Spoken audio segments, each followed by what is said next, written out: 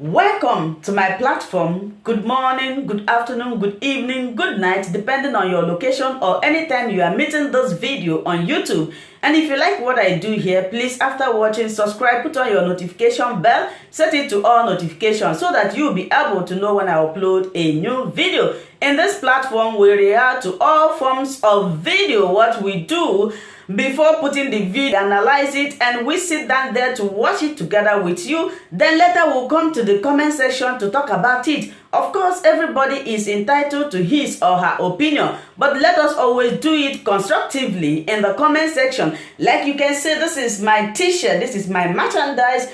If you like this, if you are my fan and you want to get this, please order it. It's below the video that you are watching. I appreciate your massive support. I cherish and love each and every one of you. As we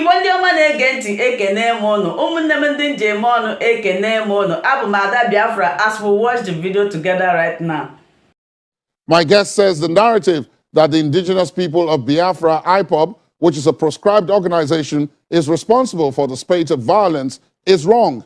My guest also says the Southeast is working with other groups to produce a president from the zone in 2023. Dr. Chukwuemeka Ezife. Begin with the general situation in the country, particularly as it relates to security.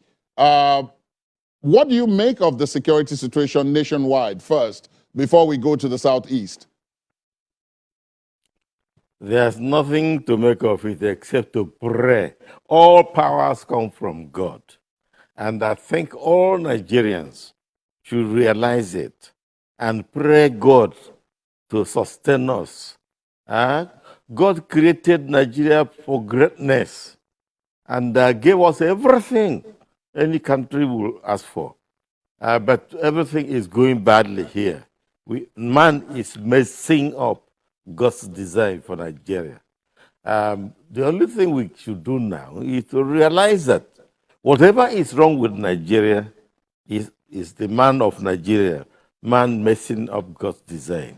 God created Nigeria for greatness. Since I became maybe an adult, I have ended my letter with the following statement: yours for Nigeria as a superpower, because I saw it. And up till now, I'm still hopeful, because I know God does not make a mistake. And man is not capable of messing up God's designs. Let me now take it to your home region, the Southeast. It's been in the news more recently, also for security challenges. And my first question in that regard would be that, as you've just pointed out, this is man-made, is it? Yes, very much so, especially in the Anambra situation. How is it man-made? Okay. Yes, we know our beginning. I was the first elected governor of Anambra State. And we were 13 from one of the parties fighting for governorship. I can tell you that nobody lost a pin in the course of the campaign. And since then, it has been like that. Anambra has been very quiet, and imposing a candidate, we used to consider it as mission impossible in Anambra State. Today, we don't know, but things we don't know has been happening. We talk about unknown gunmen killing people up and down. Unknown gunmen. By the grace of God, we are beginning to know some of the unknown gunmen. Owerri has become the place to unveil the unknown gunmen. In the beginning, we had a crisis, a major attack on Owerri prison.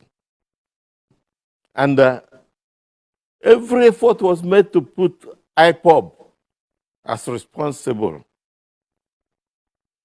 Even the governor of Imo State appeared to be blaming IPOB for it.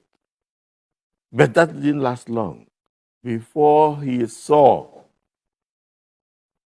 the CCTV coverage of the event. And from his own mouth came the statement that more than 70% were from outside the East. Not Anambra, but the East, as the whole East. The idea is to generate a bad name for IPOB and blame it on them. I tell you, may it please God to allow his will to be done in Anambra election, and not let the will of man, whether the man is in government or out of government, dominate. Let not the will of man in government dominate in the Anambra election. Let our people vote the person they want, the way they voted me, and not be influenced. I will appeal to everybody, especially the people who are leading this thing, and we know them. And nobody now is hiding. I appeal to all the people in office in Imo State, in Ebonyi State, in other states, to take their hands off Anambra election. Let not more blood be shed in Anambra State. Let not more blood be shed in Anambra State. Nobody gains from that. Some people are helping outsiders to destroy the reputation of Anambra State. And from that, to destroy the whole Igbo state. And the main focus is to fight against Igbo or Southeast Presidency 2023. That's what I understand is the big thing that is generating this violence. In a place that election used to be very, very peaceful. I'm not quoting anybody, I'm quoting myself. Election used to be very, very peaceful. We talk, we don't kill. Let me take a look at the narrative that you have given.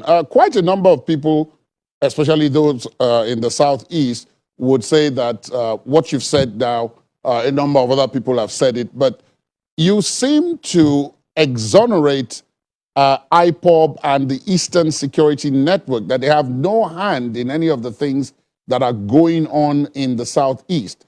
But if you take a look at the timeline, of the spiral of violence in the Southeast, it tends to coincide with the return of the leader of IPOB to Nigeria to face trial for treason, and then all the other things that then subsequently happened.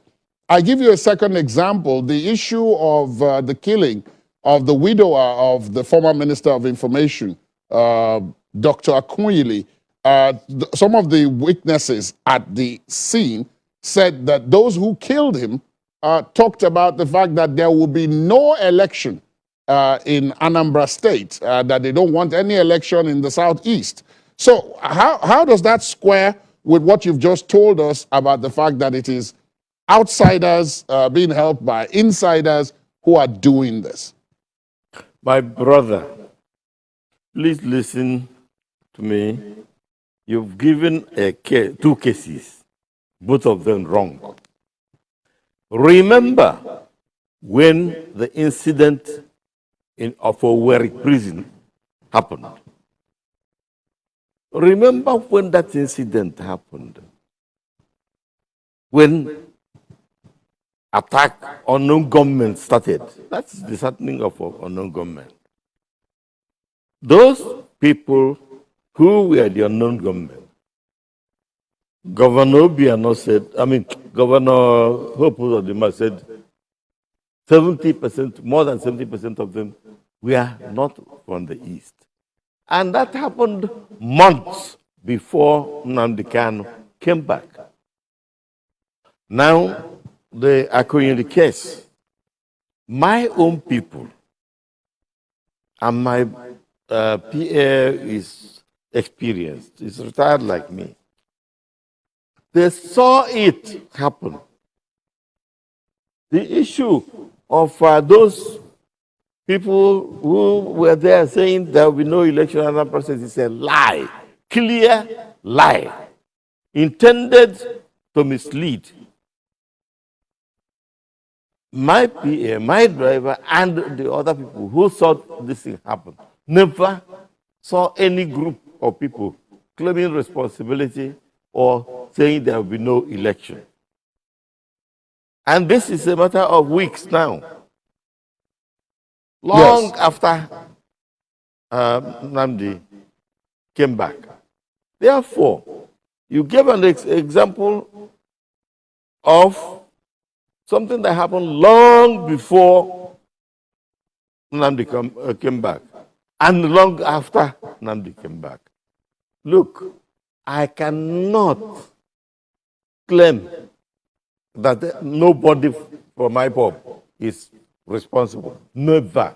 I can't claim that. I don't have the knowledge. But let me tell you, there are bad people everywhere. There may have been, especially at the beginning, some people who acted violently. And those people may be from even Anambra. But the issue is, it is not there who are causing the mayhem. Some people may have misbehaved in the beginning. I have said so myself in the beginning. But now, our people are no longer saying no election. What do they mean by no election? If you don't have election, there must be government. If you declare state of emergency and there is no election, when the time is due, there will be government. I beg you, our people have good people among them, bad people among them. We can also misunderstand our interest. Like when we were saying, stay at home on Monday, stay at home every Monday. That is against our interest. That's against our interest. And our people are beginning to realize it. A lot of people listening to you will also recollect that on the day that Nnamdi Kanu was brought to trial in Abuja, you were there, you were present at the court premises. And one of the statements from you was that he is our son, he is my son, which tends to give the impression that you support, if not the methodology of IPOB, you support their aim or their objective. There's an opportunity for you to clear the air. Is that correct? I thought I was outspoken enough. And I talked to your press, I talked to media houses. People should know where I stand on issues concerning Nigeria. Now, if my son is a thief, he remains my son. So, if that is evidence, well, reconstruct the evidence. As far as Nigeria is concerned, we, the Southeasterners,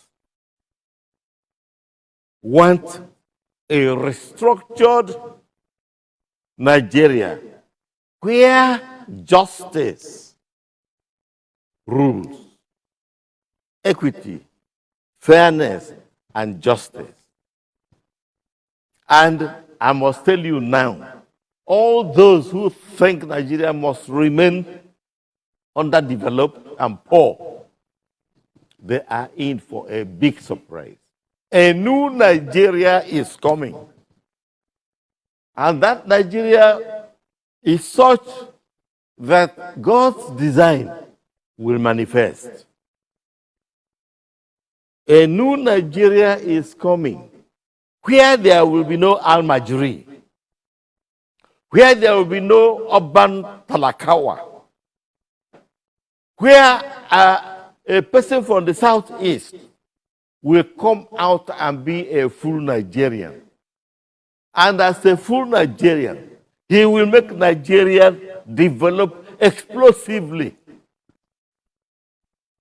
A president of Nigeria who will love Fulani, love Hausa, love Yoruba, love Igbo, and everything he has, he gives for the growth of Nigeria. If you beat a child, the child will cry. So, what you see IPOP doing is what a child beating is doing. All of us from the southeast know that we are treated very badly. I said myself, and I'm happy it was fully published, I said that the present federal government has been pushing the southeast out of Nigeria.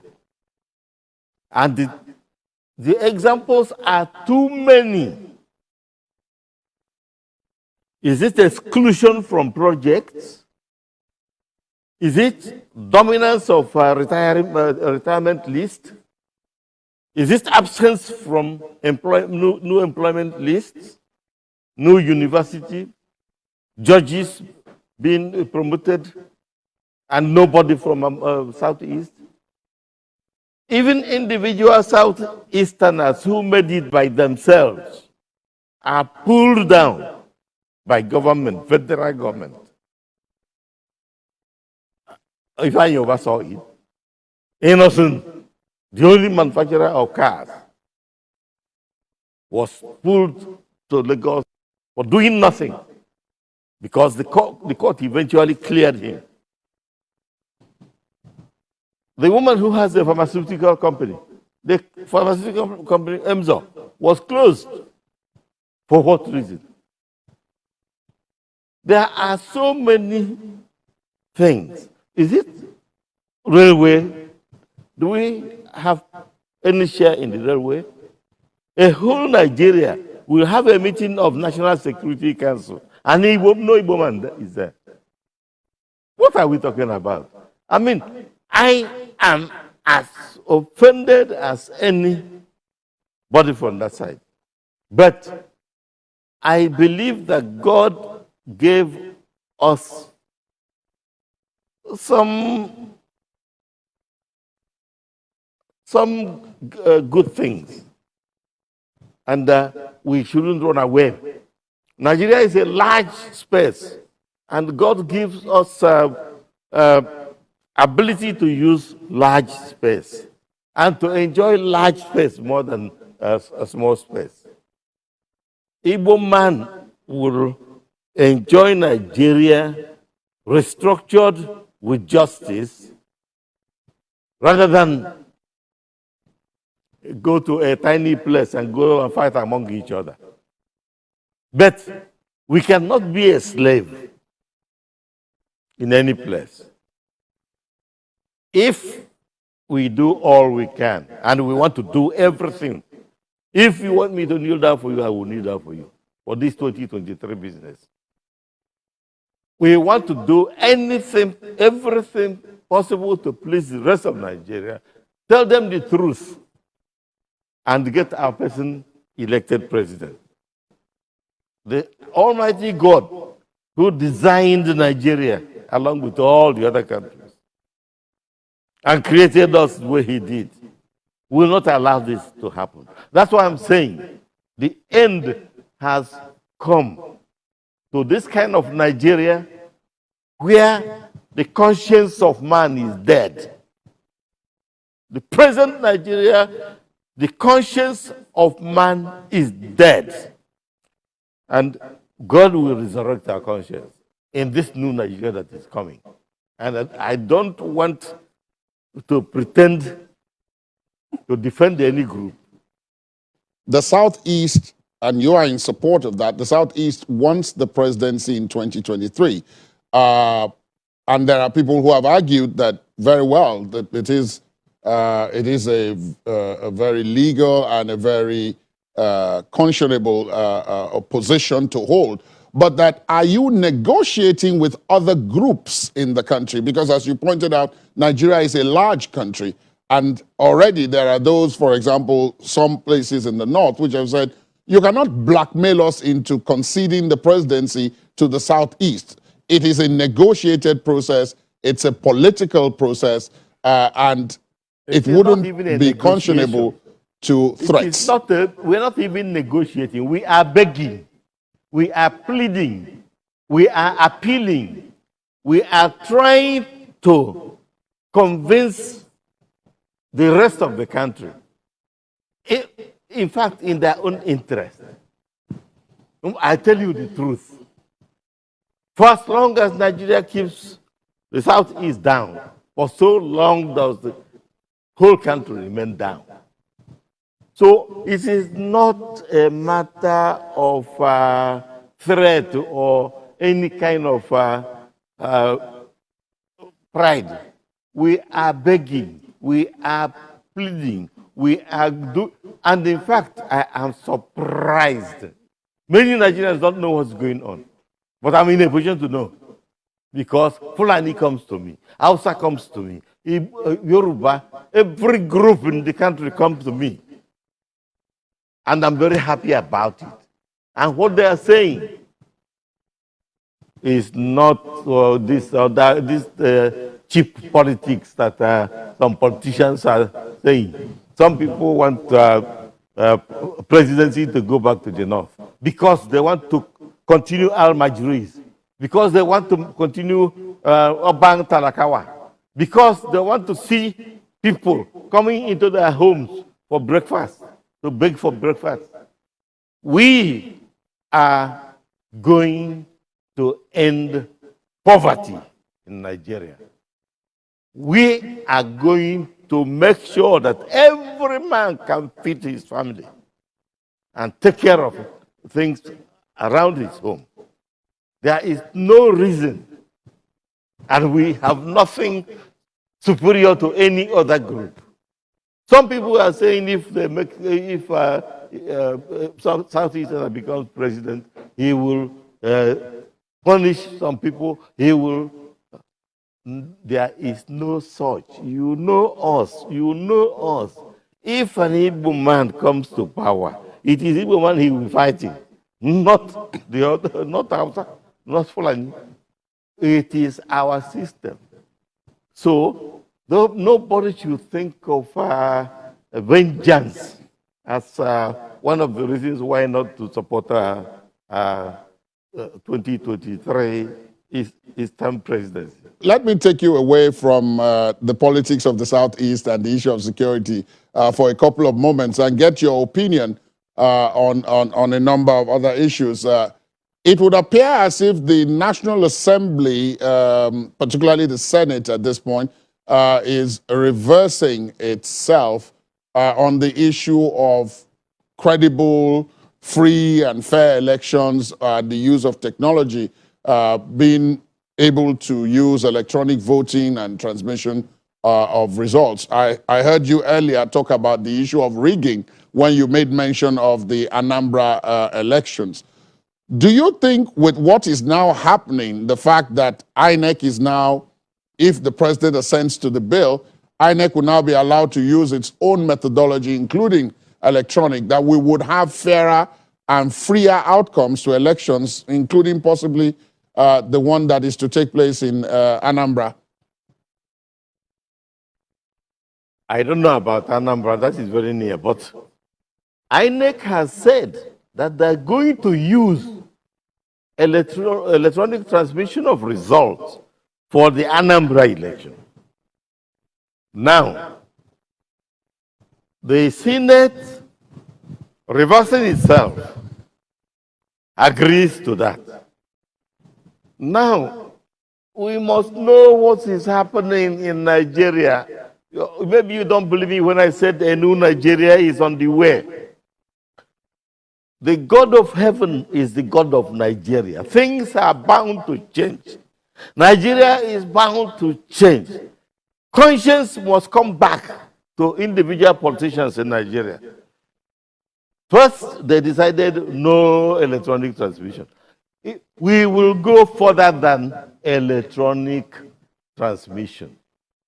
Eventually, all election in Nigeria will be done with blockchain technology. Blockchain technology is a system that guarantees fairness, no cheating, no hacking. Many who are listening to you today may not know, but earlier on, before you became an elder statesman, you were, of course, a federal permanent secretary. And in that role, you traversed quite a number of ministries. I wanted to ask you about, the battle is about 2023, but between now and 2023, a lot of things are happening, particularly on the economic front. COVID-19 created a big disruption to our economy. What do you make of our situation now, particularly when people raise the issue of debt and how sustainable is the debt that Nigeria is acquiring to fund infrastructure and other economic developments? Thank you so much for watching this video together with me. Like I said before, if it is your first time of coming across my YouTube channel and you like what I do, please subscribe, put on your notification bell, share this video, leave your comment in the comment section. You are free to criticize, but let us do it always constructively. Remain blessed. I appreciate your massive support and I love and cherish each and every one of you. Until I meet you again in my next video, for now we say bye-bye.